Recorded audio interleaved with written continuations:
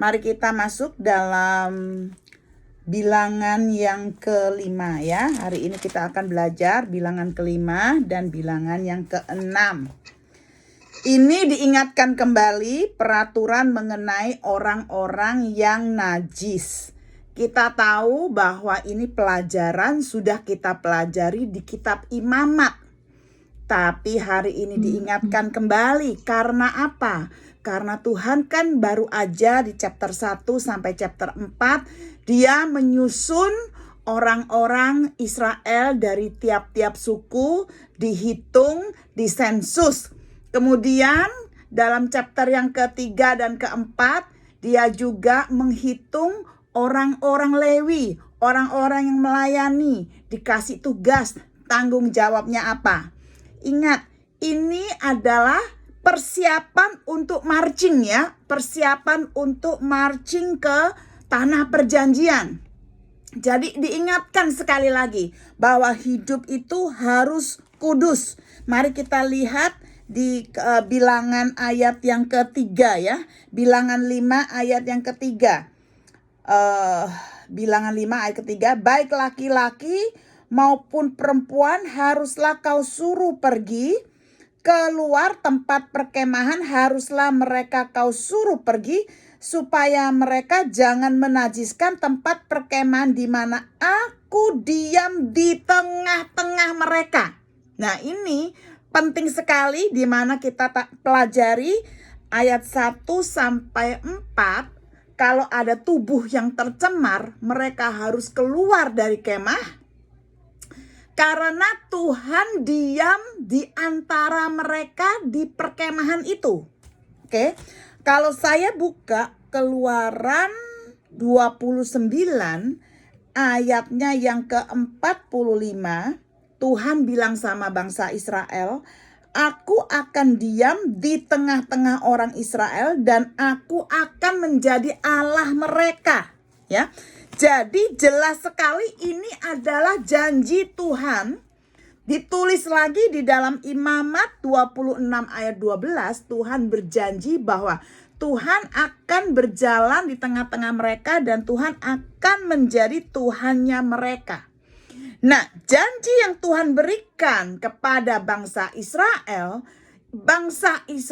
harus menanggapinya dengan apa? Dengan tanggung jawab. Kita ingat di dalam Keluaran 11 ayat 44 sampai 45, Tuhan bilang apa? Kuduslah kamu sebab aku kudus. Jadi kalau tinggal di dalam perkemahan ada hadirat Tuhan, bangsa Israel memang harus bertanggung jawab atas kehidupan sendiri dan mereka harus kudus. Kalau mereka tercemar, mereka harus keluar. Oke. Konsep kudus dan tidak kudus itu perhatikan ya, ini bukannya cerita dongeng. Ini memang sejarah bangsa Israel yang ada hubungannya dengan kehidupan kita sampai hari ini ketika kita berjalan bersama Tuhan. Konsep hidup kudus dan tidak kudus itu sangat penting di dalam kehidupan bangsa Israel sehari-hari. Karena begini, kudus itu bukan saja tentang kebersihan pribadi, personal hygiene ya. Misalnya kok sikat gigi, kita kan untuk kebersihan gigi dan gusi kita, mulut ya. Mandi untuk hygiene kita, kesehatan kita. Oke. Tapi yang perintah Tuhan kepada bangsa Israel bukan hanya untuk kesehatan bangsa Israel. Tetapi ini tentang apa? Tentang supaya mereka itu bisa diterima oleh Tuhan. Acceptable to God. Diterima oleh Tuhan. Apa yang mereka makan, apa yang mereka pakai, apa yang mereka lakukan di dalam rumah dan di dalam kehidupan publik ya. Supaya mereka itu bisa diterima oleh Tuhan. Sama seperti kita perlu menjaga kekudusan hati kita di dalam ketika kita di rumah, ketika kita keluar, ketika kita dilihat orang, ketika apa saja yang kita lakukan di dalam pekerjaan kita, supaya kita itu bisa diterima oleh Tuhan. Kita ingat bangsa Israel itu masih kanak-kanak, ya. Imannya mereka masih kanak-kanak. Makanya Tuhan itu memakai hal-hal yang biasa, hal-hal yang dikenal oleh bangsa Israel untuk mengajarkan kepada mereka kebenaran rohani. Oke. Jadi dia memakai kata-kata dosa itu dihubungkan dengan penyakit. Oke. Terus dia memakai kata-kata tercemar atau kekudusan. Dihubungkan dengan apa? Dengan kesehatan mereka. Karena kalau diajar tentang kehidupan sehari-hari mereka, itu mereka lebih mengenal dan lebih mengerti apa yang Tuhan mau pada saat itu. Nah, sekarang kita melihat bahwa kata tercemar, kata tercemar ini di dalam bilangan 5 itu ada 9 kali ditulis, ya. Penting sekali, tercemar, jangan sampai tercemar. Ini kita sudah pelajari di dalam kitab Imamat, tapi diingatkan kembali. Jadi saya nggak akan masuk detail ya, hanya garis besarnya saja, karena kita sudah pelajari ini. Kata tercemar di sini yang diingatkan oleh Tuhan itu di ayat 1 sampai 4, yaitu tercemar dalam tubuh kita, tubuh bangsa Israel, ya. Physical defilement, tercemar di dalam tubuh. Kemudian ayat 5 sampai ayat 10, tercemar di dalam apa? Hubungan dengan sesama, tercemar, saling menyakiti. Harus bagaimana kalau kita menyakiti orang lain, ya? Harus bagaimana? Itu ayat 5 sampai ayat 10. Kemudian ayat 11 sampai 31, hubungan pernikahan yang tercemar. Karena pernikahan itu sangat penting sekali kalau kita belajar di dalam Efesus, buku Efesus chapter yang ke-6, hubungan suami istri itu digambarkan oleh Paulus sebagai satu hubungan antara Kristus dan jemaat. Oke, Kristus dan jemaat. Di sini kita bisa melihat ketercemaran itu ada 3 hubungan. Hubungan kamu sendiri, kita sendiri yang tercemar, itu bagaimana?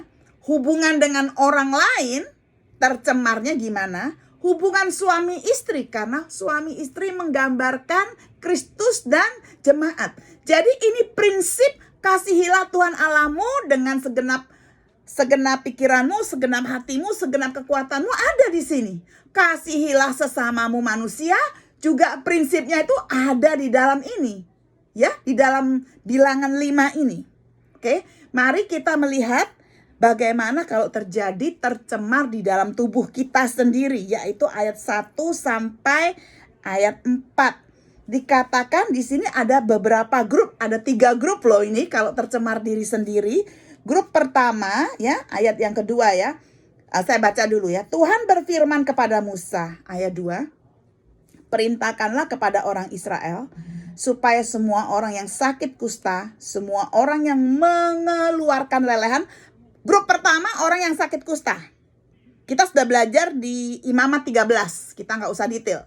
Tahu kan kalau sakit kusta itu memang harus dikeluarkan dari kemah dan harus diisolasi, ya. Seolah-olah ini kejam, seolah-olah, ya. Nanti kita belajar lagi, ya. Jadi grup pertama itu grup kusta. Grup yang kedua yaitu semua orang yang mengeluarkan lelehan. Baik lelehan itu natural maupun lelehan yang tidak natural. Tahu ya, lelehan natural itu apa? Seperti datang bulan. Oke, lelehan tidak natural mengeluarkan misalnya muntah lah, sakit yang mengeluarkan cairan, ya. Ini grup yang kedua. Grup yang ketiga adalah yang sebentar ya. Grup ketiga ada di dalam, sebentar ya, saya lihat ini, yang menjamah orang mati. Sebentar ya. Oke, dan semua tetap di ayat yang kedua, ya, grup yang ketiga. Semua orang yang najis oleh mayat disuruh meninggalkan tempat perkemahan. Ini grup yang ketiga. Jadi seolah-olah Tuhan kamu kejam banget. Kalau saya menjadi yang sakit, kalau saya yang menjadi penyakit, yang menderita penyakit kusta, atau yang mengeluarkan lelehan, atau mungkin saya menjamah orang mati dari keluarga saya sendiri, saya dikeluarkan loh dari kemah. Seolah-olah Tuhan kamu kelihatannya kejam sekali. Sebetulnya Tuhan itu kalau memandang itu semua bukan dari sudut satu pandang saja. Tuhan itu melihat kepentingan bersama. Sebetulnya disitulah menunjukkan kasih Tuhan yang luar biasa. Karena apa? Kalau kamu sakit kusta, kamu itu akan menularkan kepada orang lain loh. Dan kalau kamu menularkan kepada orang lain, dan itu satu komunitas itu akan tertular. Sama dengan sakit COVID ini. Makanya kalau orang kena COVID itu diisolasi. Isolasi mandiri. Seolah-olah kejam banget. Tetapi sebetulnya itu untuk melindungi masyarakat. Di situ kita melihat kasih Tuhan yang besar. Oke? Dan lagi pula kita melihat kalau tidak ada orang lain yang boleh menjamah sakit kusta loh. Kita melihat. Nah, kita melihat di sini meskipun kesehatan dan kebersihan pribadi itu dimasukkan di dalam hukum Musa. Tetapi tujuannya Tuhan adalah mengajarkan orang Yahudi tentang arti perpisahan dan arti kesucian. Ini pelajaran buat kita, ya, bahwa kita itu harus terpisah daripada sakit penyakit, yaitu dosa, dan kita harus tetap hidup kudus. Karena apa? Bangsa Israel itu memang dipilih oleh Tuhan menjadi bangsa yang bersih. Ini rencana Tuhan. Bangsa yang bersih dan bangsa yang harus taat dengan firman Tuhan di dalam setiap aspek dari kehidupan mereka. Oke? Bahkan di dalam 2 Korintus 7 ayat 1 ditulis, saya bahasa Inggris ya. Let us cleanse ourselves from all the filthiness of the flesh and the spirit, perfecting holiness in the fear of God. Dengan kata lain, ayo bersihkan kita dari kekotoran jasmani loh, kekotoran daging loh. Jadi bukan hanya kekotoran di dalam roh kita yang lama, manusia kita yang lama, tetapi dari kedagingan juga. Nah, waktu kita ingat Yesus, waktu dia melayani di dalam dunia ini selama 3,5 tahun, dia itu justru menjamah orang-orang yang tidak bersih. Dia menjamah orang yang sakit lepra. Dia menjamah orang-orang yang berdosa. Dia selalu menjamah orang yang sakit, bahkan dia menjamah orang yang mati. Oke? Tetapi jamahan Yesus terhadap orang-orang yang sakit tersebut tidak mencemarkan Tuhan itu sendiri loh, tidak loh. Makanya kita di sini belajar dosa itu tidak bisa mencemarkan Allah kita. Dosa tidak bisa mencemarkan Yesus Kristus. Meskipun dia menjamah orang lepra. Meskipun dia menjamah orang-orang yang di zaman Musa itu harus disingkirkan. Itu tambah dijamah oleh Tuhan. Karena apa? Karena di situ Tuhan mau menunjukkan kasih-Nya. Di situ Tuhan mau menunjukkan kuasa-Nya. Oke? Bahkan di situ Tuhan mau menunjukkan bahwa aku itu mati buat kamu. Di kayu salib. Aku mati buat orang yang sakit lepra. Aku mati untuk orang-orang yang sakit. Aku mati untuk orang-orang yang mati rohani. Oke? Nah, ya aku gak mau terlalu detail ya. Nanti panjang nanti. Karena ini 2 chapter ya. Lalu yang kedua yaitu tercemar antar sesama. Ayat 5 sampai ayat 10. Ya, tercemar antar sesama. Padahal ini judulnya kalau bahasa Indonesianya peraturan mengenai penebusan salah. Tetapi sebetulnya ini adalah bagaimana memperbaiki kalau ada satu dengan lainnya saling tercemar. Oke. Kalau ada seseorang, nah kita kalau baca di Imamat 6, kita udah belajar ini ya. Ayat 1 sampai 7 ditulis, kalau ada seseorang yang melanggar terhadap orang lain, atau yang melukai, atau yang membuat salah kepada orang lain, kalau kita belajar di Imamat dulu, chapter yang ke-6, dia harus mengaku minta maaf. Betul nggak?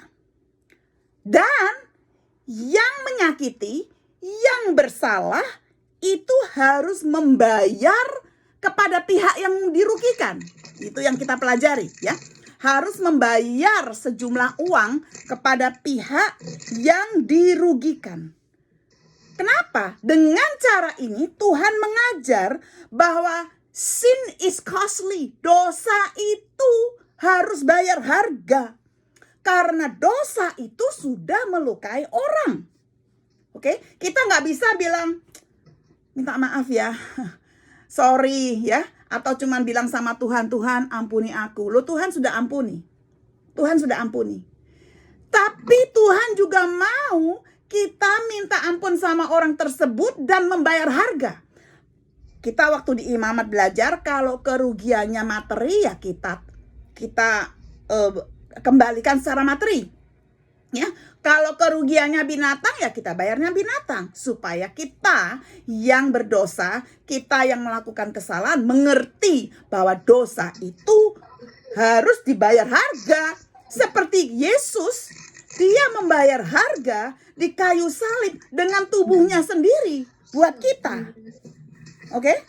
Dan dari situ, dengan kamu, sebentar ya, ini kok ada kresek-kresek ya, aku mute sedikit ya. Oke. Dengan demikian baru kelihatan bahwa orang itu benar-benar bertobat atau enggak. Kalau dia itu membayar harga. Oke? Nah, ada banyak orang-orang Kristen, banyak ini saya menemukan orang Kristen selalu bilang, saya sudah mengampuni, saya sudah nggak ingat-ingat lagi kesalahannya, tapi saya nggak mau kumpul sama dia. Loh, ketawa. Apakah itu berarti dia sudah memaafkan dan membayar harga? Ya enggak dong. Mungkin dia sudah memaafkan tapi dia belum membayar harga. Loh, gimana Cik cara membayar harga? Loh iya dong, dia harus bertemu sama orangnya, harus berbaikan sama orangnya. Itu membayar harga. Bukan cuma mengampuni di dalam hati, dia harus bertemu dengan orangnya, berbaikan, saling melayani, ya, melayani dia, mungkin mau menjemput, memberikan memberikan makan atau apa. Jadi dia harus minta, bukan hanya mengampuni tapi juga bertemu dan bersekutu kembali. Oke, itu membayar harga. Selanjutnya kita akan belajar ayat 11 sampai ayat 31. Di sini kita akan belajar tentang kecemaran di dalam hubungan pernikahan. Kenapa ini penting sekali waktu marching jalan ke tanah Kanaan, ya? Ini kan mereka siap-siap loh.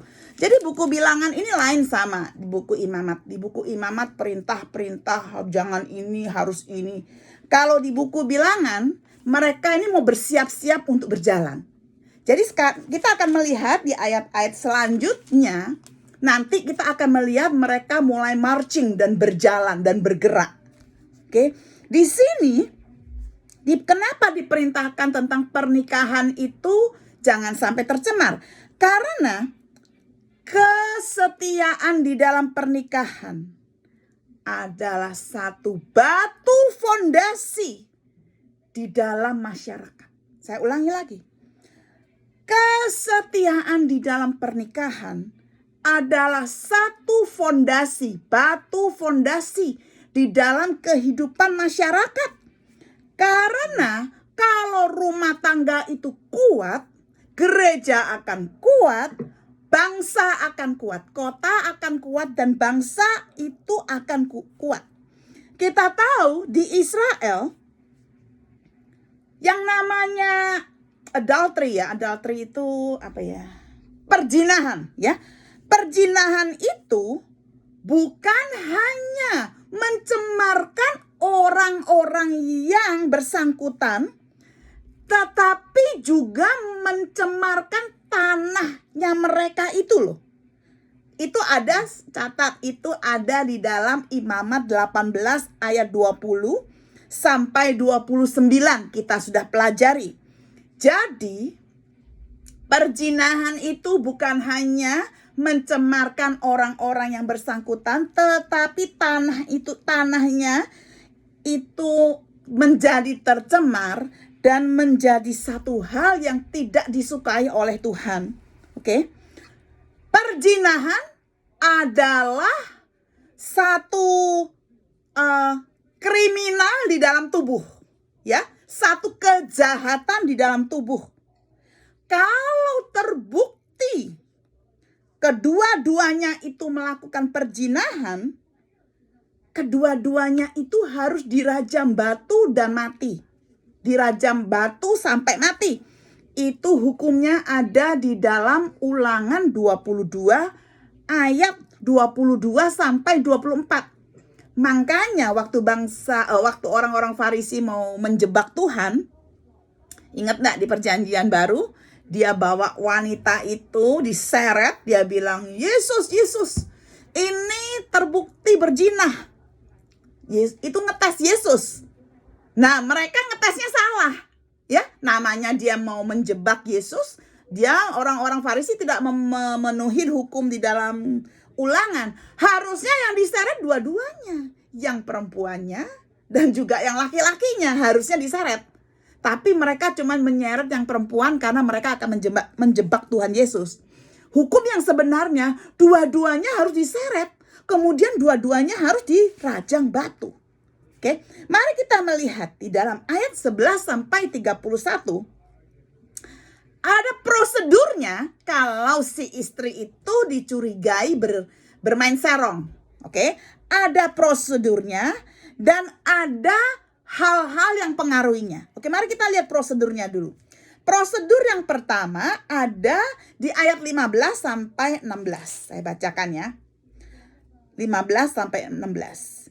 Jadi kalau ada suami yang mencurigai istrinya berbuat serong, istrinya itu dibawa kemana? Dibawa ke imam. Di mana? Di umum loh. Di umum, dilihat semua orang di depan pintu tabernakel. Bersama dengan beberapa persembahan. Ayat 15 saya baca ya. Maka haruslah orang itu membawa istrinya kepada imam. Dan orang itu harus membawa persembahan karena perempuan itu sebanyak 1/10 eva tepung jelai yang ke atasnya tidak dituangkannya minyak dan yang tidak dibubuhinya kemenyan, karena korban itu ialah korban sajian cemburuan. Dengan kata lain, kalau suaminya cemburu, suaminya mencurigai istrinya, itu dia harus bawa persembahan dan dia harus datang kepada imam di depan pintu tabernakel, yaitu umum. Sehingga orang-orang umum bisa melihat. Kemudian kita tahu bahwa imamnya itu harus mempersembahkan dia kepada siapa? Kepada Tuhan. Karena Tuhan itu sendiri adalah hakim yang adil. Nah, kita melihat di dalam ayat 11 sampai 31 ini, di hadapan Tuhan, itu berulang-ulang 4 kali. Di hadapan Tuhan, di hadapan Tuhan. Jadi kamu tahu sendiri, pernikahan itu Tuhan lihat. Apa yang terjadi di dalam pernikahan itu di hadapan Tuhan. Tuhan tuh melihat. Oke. Kemudian kita melihat juga proses yang kedua. Proses yang kedua di ayat 17. Di ayat 17. Lalu imam harus membawa air kudus dalam suatu tempayan tanah. Kalau kita melihat ini, imam itu mengambil air. Airnya itu dari basinnya di dalam tabernakel. Kemudian sama ambil tanah, debu tanah yang di tabernakelnya lantai, dicampur-campur. Ya, dicampur-campur. Kenapa kok pakai tanah? Karena tanah itu mengingatkan itu asal usulnya manusia. Asal usulnya manusia yang nanti menuju kematian. Itu kembali lagi kepada tanah. Kemudian proses yang ketiga kita melihat di ayat yang ke-18. apabila imam sudah menghadapkan perempuan itu kepada Tuhan, haruslah ia menguraikan rambut perempuan itu lalu meletakkan korban peringatan, yakni korban sajian kecemburuan. Jadi proses yang ketiga itu imam itu harus, misalnya rambutnya panjang nih ya, diikat, dia harus dilus ya, dilepas ya, loosen rambutnya itu ya. Karena apa? Karena rambut dari wanita itu adalah kemuliaannya dan sebagai penudungnya. Jadi dengan rambutnya itu dilepas begitu, dia itu menyerahkan dirinya kepada Tuhan. Dan dia itu tidak boleh menyembunyikan apa-apa di hadapan Tuhan. Oke. Nah, pada saat yang sama, imam itu juga menaruhkan offering yang di bawah itu ke dalam tangannya. Itu ke dalam tangan si istri ini. Kemudian kita lihat proses yang keempat, ada di ayat 19. Maka haruslah imam menyumpah perempuan itu dengan berkata kepadanya, jika tidak benar ada laki-laki yang tidur dengan engkau, dan jika tidak engkau berbuat serong kepada kecemaran, padahal engkau di bawah kuasa suamimu, maka luputlah engkau dari air pahit yang mendatangkan kutuk ini. Dengan kata lain, di situ wanita itu, si istri itu harus disumpah. Ayo kamu ngomong, kamu itu jujur berbuat atau tidak, ya, jujur di situ ya. Kemudian proses yang kelima itu ayat di 23, lalu imam harus menuliskan kutuk itu pada sehelai kertas dan menghapuskannya dengan air pahit itu, tergantung nanti pengakuan si istri itu apa. Oke? Nah, kalau dia bilang oh tidak, jadi kutuknya itu harus ditulis di dalam satu kertas dan dicuci dengan air yang pahit. Lalu proses yang keenam, di ayat 24, wanita itu harus meminum air yang pahit itu. Oke. Nah, kalau kita melihat selanjutnya, itu kalau wanitanya tidak berbuat loh ya, dia ngaku nggak berbuat. Tapi kalau wanita itu bilang, ya saya mengaku berbuat, dan saya merasa salah, ya kan? Kalau dia hamil, babynya akan gugur kalau dia hamil. Atau dia akan menjadi mandul. Selama hidupnya dia akan menjadi mandul kalau dia itu diketemukan berdosa. Dia akan merasakan konsekuensi itu di dalam tubuhnya sendiri karena dosanya. Dan dia akan hidup dengan konsekuensinya sampai akhir hayat hidupnya. Tentu saja untuk wanita Yahudi, tidak mempunyai anak adalah satu tragedi. Ingat, Sarah itu sampai ngambil Hagar. Ya. Waktu Rachel belum punya anak, Rahel belum punya anak, dia kasih pembantunya kepada Yakub. Karena tidak punya anak di dalam kehidupan keluarga Yahudi merupakan satu tragedi. Karena punya anak itu hal yang paling utama di dalam hidupnya, itu sudah diambil oleh Tuhan karena dosa-dosanya dia. Oke?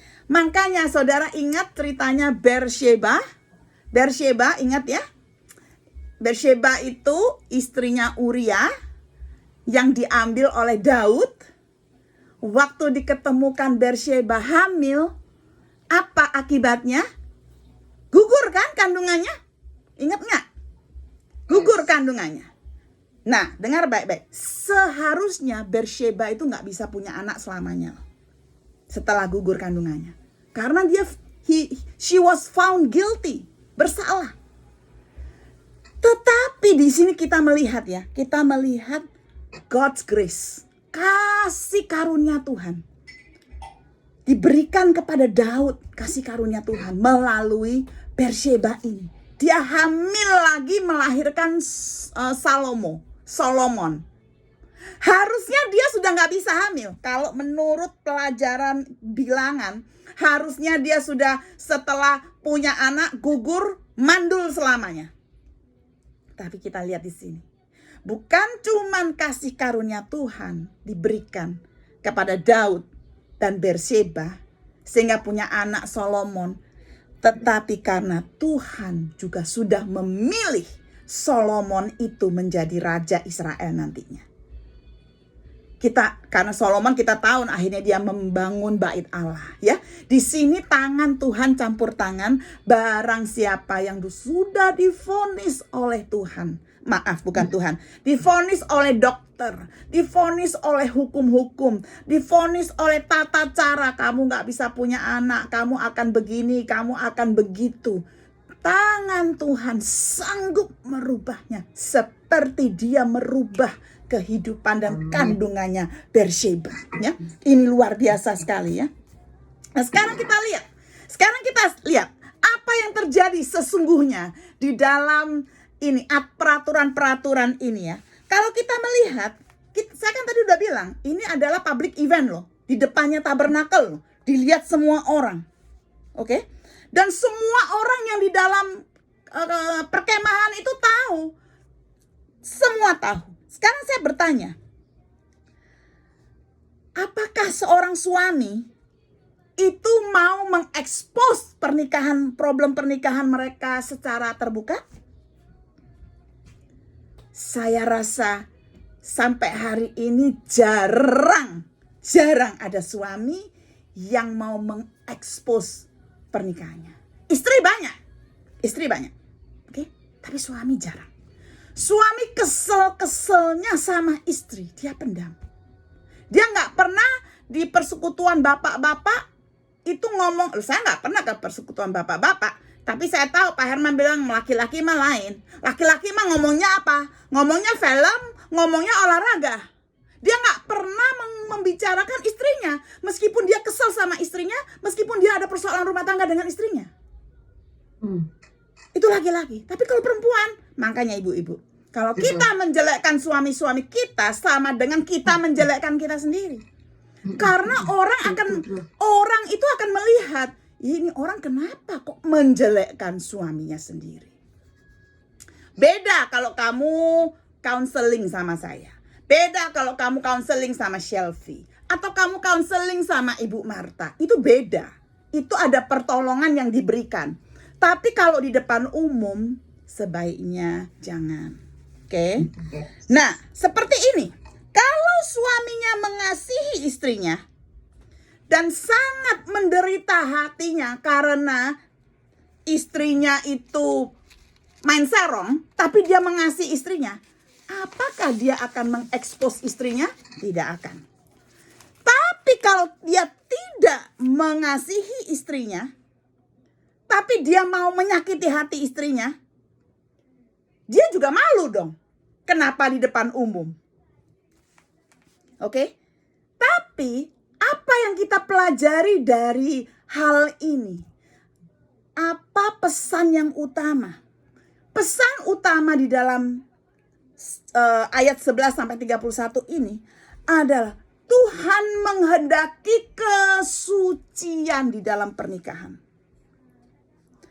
Suami dan istri tidak bisa lari dari konsekuensi kalau ada salah satu yang tidak taat. Yes, Tuhan bisa mengampuni orang yang berzina. Tuhan bisa mengampuni orang yang serong. Yang penting di sini hati. Karena tadi saya akan katakan, kata-kata di hadapan Tuhan. Di hadapan Tuhan itu berkali-kali loh di dalam ini. Yang penting salah satu itu harus minta maaf sama Tuhan dan memulai sesuatu yang baru di dalam kehidupan suami istri. Karena bagaimanapun baik serong dalam pikiran, serong macam-macam loh ya. Bisa juga tubuh kita di sini loh. Pikiran kita sama pacar kita loh, yang dulu, yang pertama, yang kedua. Pacar kita ketemu di Facebook, tubuh bisa di sini, serong bisa dalam pikiran, ya. Itu merusak. Karena tubuh kita itu adalah bait Allah. Dan Tuhan minta kesucian yang kudus, benar-benar kudus di dalam pernikahan ini. Karena kan tadi saya sudah bilang, dalam Efesus, saya mau buka Efesus ya. Saya cepat aja di sini ya. Luar biasa di dalam Efesus, saya buka cepat ini ya. Efesus 6. Ayat yang Efesus 5, ayat yang ke-32. Setelah dia menasehati istri untuk taat kepada suami, dia kemudian menasehati suami untuk mengasihi istri. Oke. Paulus tulis gini, ayat 32. This is a profound mystery. Ada satu rahasia yang luar biasa tentang suami istri. Oke. I'm talking about Christ and the church. Jadi Paulus bilang, aku bicara suami istri ini adalah bicara tentang Kristus dan jemaatnya, Kristus dan gerejanya. Apa rahasia antara Kristus dan jemaatnya? Kristus dan jemaatnya itu tidak bisa dipisahkan. It is an inseparable love. Kasih yang tidak bisa dipisahkan. Ini rahasia yang dibuka oleh Paulus. Ya, jadi kalau suami istri mengalami cekcok, mengalami serong pikiran, apa cepat-cepat bertobat. Mulai sesuatu yang baru. Tuhan bersihkan semua. Karena ini adalah satu misteri. Oke? Jadi kembali lagi saya rangkum. Ini kasihlah Tuhan Allahmu dengan segenap hatimu, pikiranmu, kekuatanmu. Itu ada di dalam sini. Kasihlah sesama manusia dan kasihilah dirimu sendiri seperti kepada orang lain seperti kepada dirimu sendiri. Ini prinsipnya sebelum kamu maju marching loh. Jadi ini Tuhan berkali-kali ngasih tahu bangsa Israel, kamu sebelum maju sekarang ya, mau berperang, mau melawan, mau merebut tanah. Ini taruh di pikiranmu, kasihilah Tuhanmu dan kasihilah sesamamu. Itu taruh di pikiranmu. Oke? Mari kita sekarang masuk ke bilangan yang ke-6. Bilangan yang ke-6 ini tentang nazir, ya, tentang hukum mengenai kenaziran. Tapi sebetulnya kita belajar tentang orang yang dipisahkan untuk Tuhan. Dan ini juga sebetulnya applicable buat kita. Kita ini dipisahkan untuk Tuhan. Tapi sebelumnya saya mau menjelaskan dulu, jangan sampai mencampur aduk atau membuat bingung kata nazir dan nasaret. Beda. Oke. Yesus dipanggil a Nazarene. Itu bahasa Inggrisnya orang Nazaret, Nazarene. Kalau ini Nazarite, beda. Ya, Nazarite ini adalah orang Nazir. Nazarene adalah orang dari Nazaret. Jangan bingung. Yesus sendiri dipanggil sebagai Nazarene, yaitu orang yang dari Nazaret. Kata Nazir, bahasa Inggrisnya, Nazir, Nazarite, itu berasal dari kata Ibrani yang berarti kamu dipisahkan, kamu didedikasikan. Dan di dalam dedikasi itu kamu gak boleh menjamah orang mati, kamu gak boleh minum anggur ya. Yesus apakah dipisahkan? Ya, bukan. Yesus bukan orang nazir. Kenapa? Karena dia menjamah orang mati loh, Yesus. Ya? Yesus minum anggur. Betul nggak? Jadi Yesus tuh bukan orang nazir. Karena apa? Kamu nggak boleh menjamah orang mati, kamu nggak boleh minum anggur. Itu memang dilarang oleh orang-orang yang dilahirkan untuk nazir ini.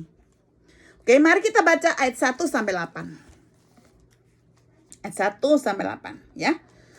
Tunggu ya, saya lihat jamnya berapa. Oke, saya nggak baca detail ya karena cuma tinggal 15 menit.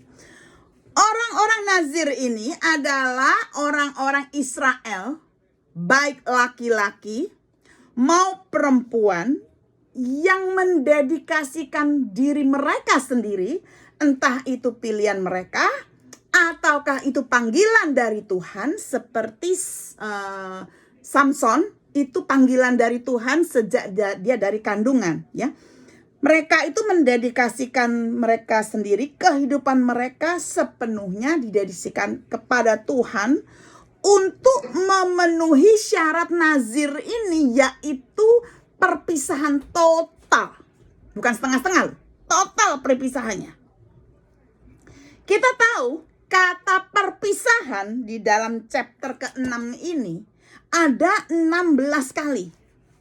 Kata saya tiap-tiap saya nggak tahu bahasa Indonesianya ya. Kalau bahasa Inggris ada 16 kata-kata ini. Nah, yang namanya sumpah nazir ini ada positifnya dan ada negatifnya. Positifnya apa? Positifnya orang tersebut harus selalu mendedikasikan dirinya kepada Tuhan. Itu positifnya. Negatifnya apa? Negatifnya berarti dia nggak boleh makan apa saja yang dilarang oleh Tuhan. Jadi kamu harus tahan nih. Sukaannya anggur, tahan, nggak boleh makan. Itu ya negatif. Aduh, aku kepingin makan anggur, aku kepingin aku kepingin potong rambut, kepanasan. Tapi itu kan nggak boleh sama Tuhan, ya. Itu peraturannya itu. Setiap orang-orang yang nazir ini, yang dipisahkan ini, itu sama seperti kita loh, yang dipisahkan dari dunia ini. Mereka itu punya goal yang bermacam-macam. Ya, goalnya tiap-tiap nazir ini bermacam-macam. Dan semua dari mereka itu mau apa? Memuliakan Tuhan. Semua orang itu mau mentaati firman Tuhan. Oke?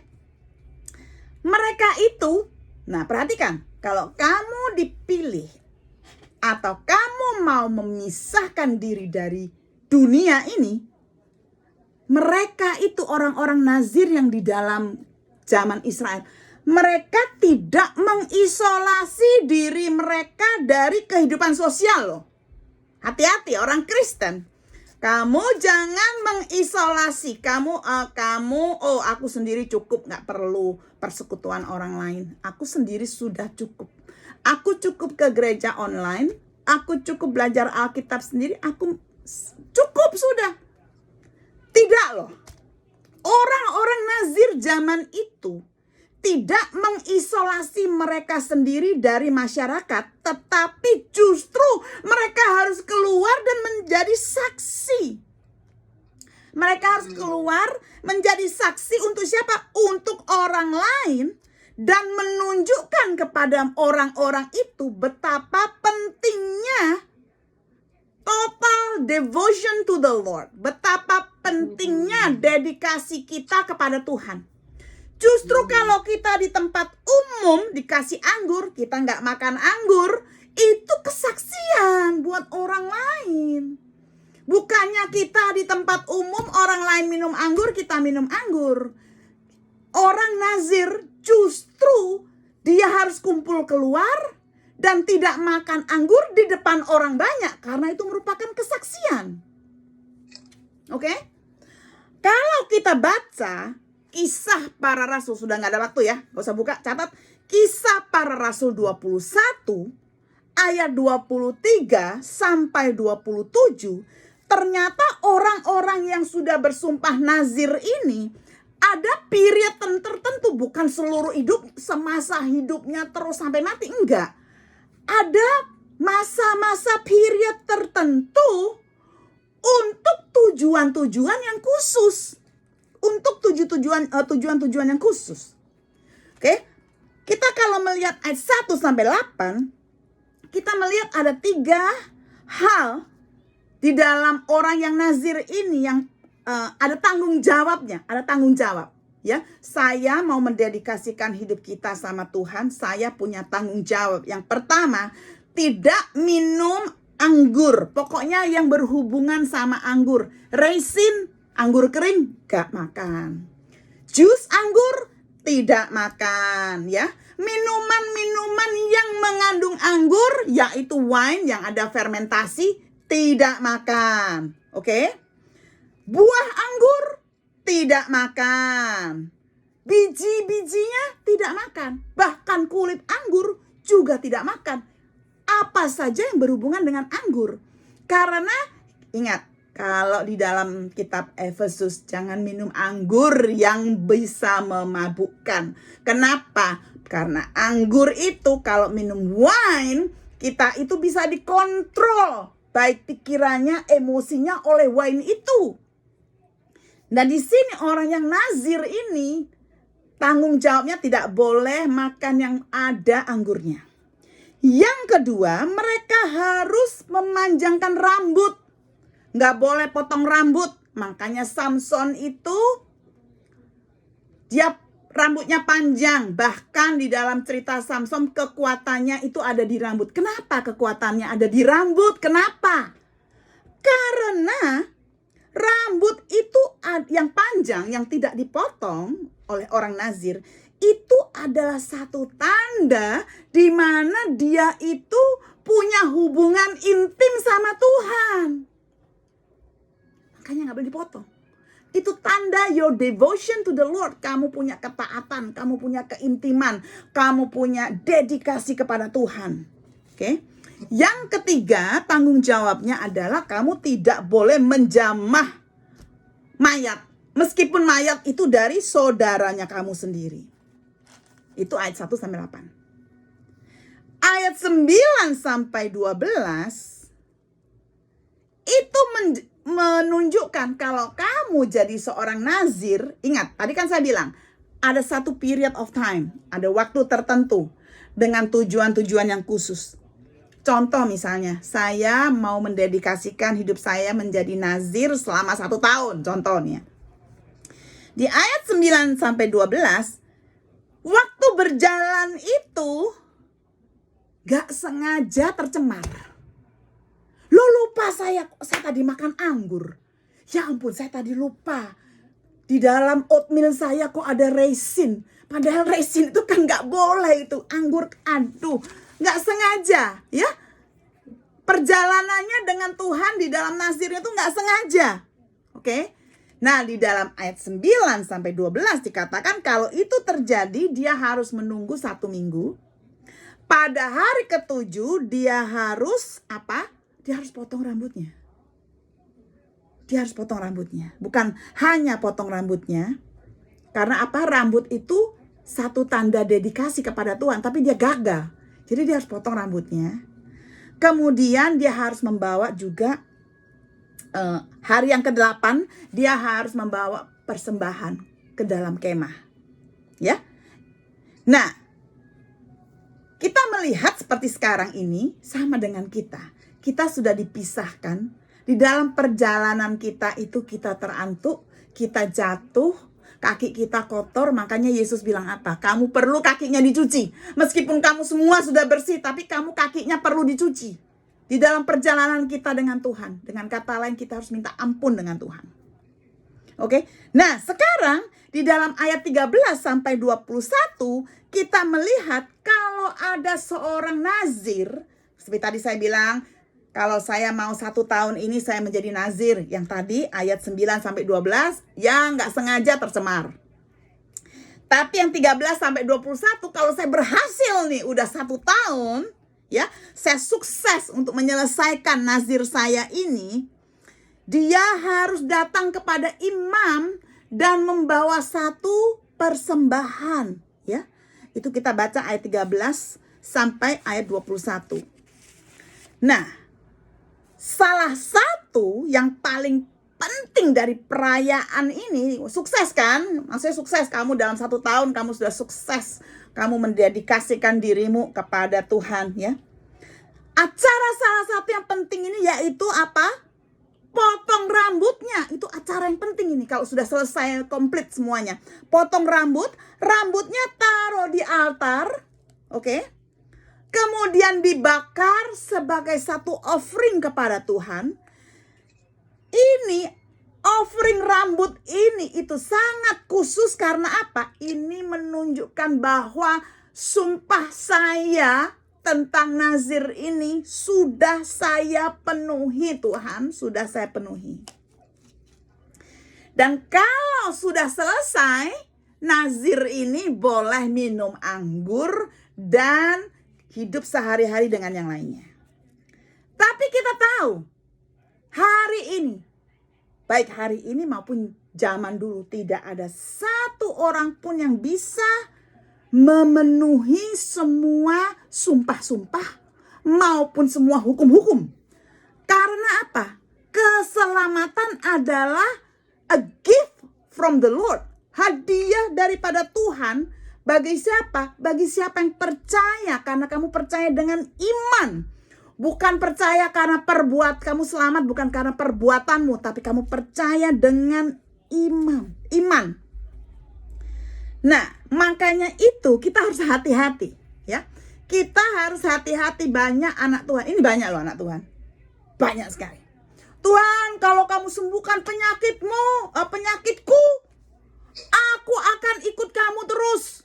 Aku akan melayani engkau. Sakit disembuhkan, nggak melayani. Tuhan, kalau ini apa terjadi, kalau menghadapi satu masalah, janji sama Tuhan, bahkan sumpah-sumpah, kemudian tidak dipenuhi. Ya, di dalam Pengkhotbah 5 ayat 1 sampai 7, Salomo menulis bahwa sangat berbahaya kalau kita membuat janji sama Tuhan, bahkan bersumpah kepada Tuhan. Padahal firman Tuhan kan bilang kita nggak boleh bersumpah atas nama Tuhan, ya. Kita bikin janji sama Tuhan, lalu kita tidak menepatinya. Oke? Hati-hati. Kemudian kita melihat di chapter 6 ini ayat 22 sampai ayat 27. Kita melihat di sini tentang berkat yang diberikan oleh imam. Oke?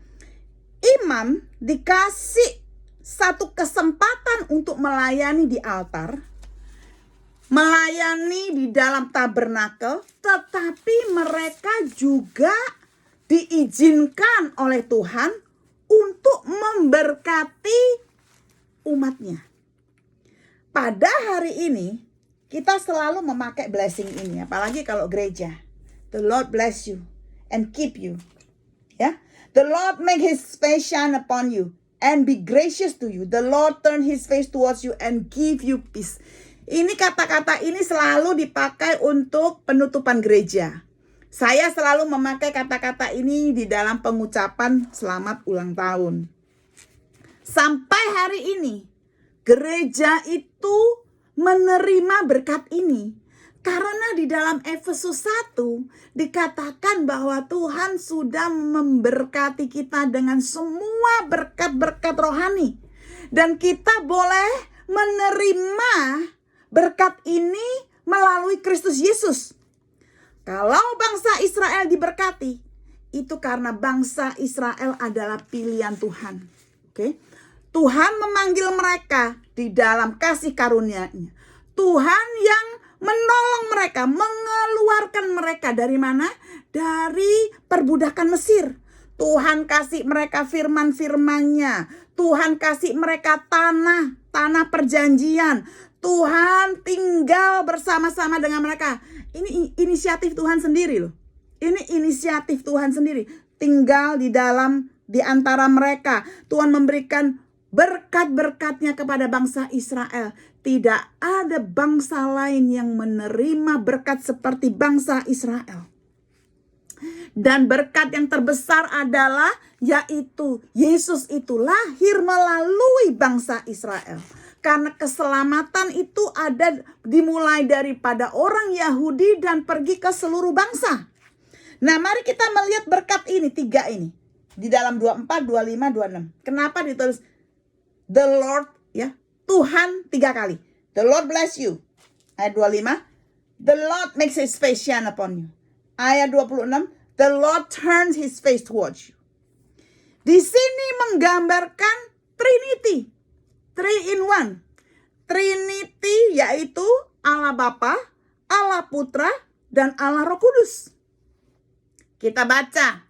Aduh, ini banyaknya ayat-ayatnya ya. Saya sebut saja ya ayat-ayatnya, sebenarnya banyak ya. Mazmur 110 ayat 1 mengatakan the Father is the Lord. Oke? Roma 10 ayat 9 mengatakan Jesus is the Lord.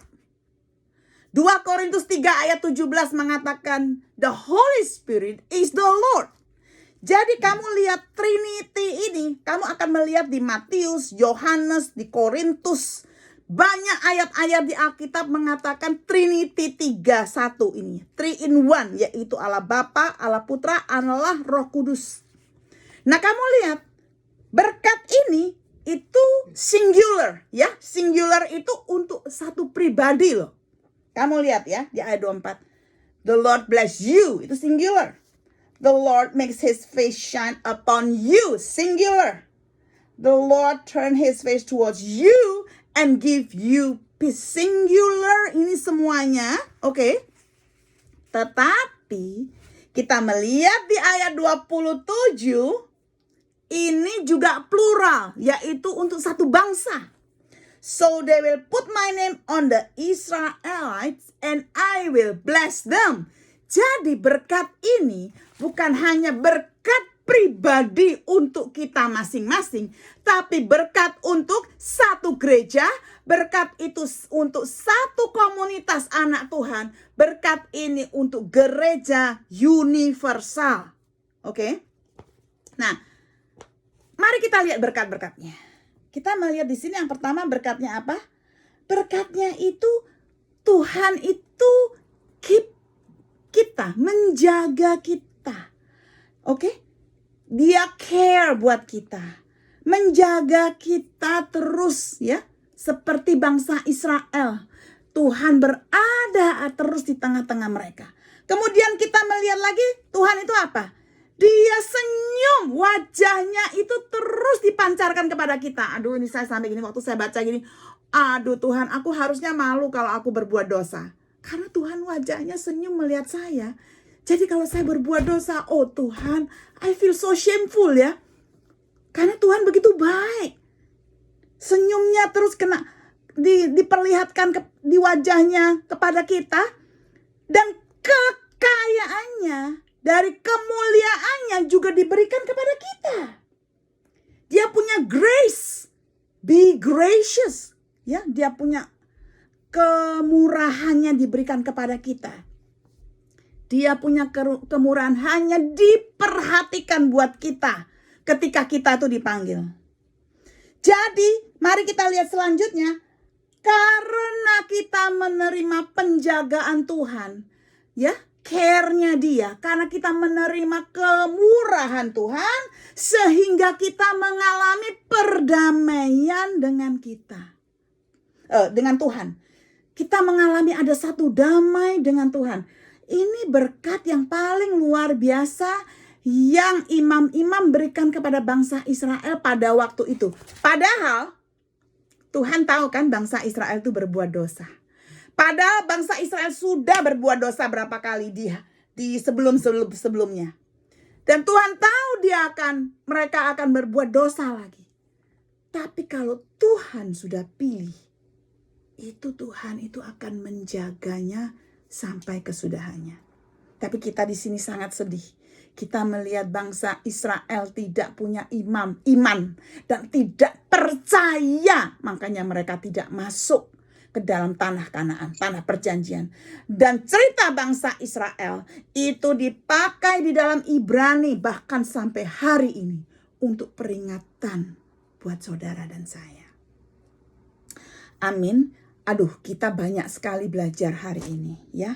Tapi saya percaya firman Tuhan itu hidup ya, pasti berbicara buat hati kita semua. Oke? Puji Tuhan. Mari kita berdoa untuk menutup pelajaran hari ini. Bapa yang baik, kami datang kepadamu pada malam hari ini. Tuhan, ampunilah kami Tuhan. Di dalam kehidupan kami masih banyak aspek-aspek yang perlu dikuduskan dan dibersihkan. Bapa, biarlah firman-Mu yang menyucikan kami, supaya kami hidup kudus. Karena Engkau hidup di dalam kami. Engkau tinggal di dalam kami, di dalam bait Allah kami. Tuhan, ampunilah kami. Kalau di dalam pernikahan kami sering kami menggerutu, Sering kami Tuhan menjelekkan suami kami dan merasa kesal. Tuhan ampunilah kami. Ajar kami Tuhan bahwa kami dengan suami kami itu tidak bisa dipisahkan. Kasih yang tidak bisa dipisahkan. Engkau mengajarkan kami satu rahasia besar, yaitu hubungan Kristus dengan gerejanya. Terima kasih Tuhan. Kami juga berdoa, kalau di antara kami yang sering berjanji kepada Engkau, kami tidak pernah menepatinya. Tuhan ampunilah kami Tuhan. Berikan kami kesadaran Tuhan untuk mempunyai satu komitmen di dalam hati kami. Terima kasih Tuhan untuk firman-Mu.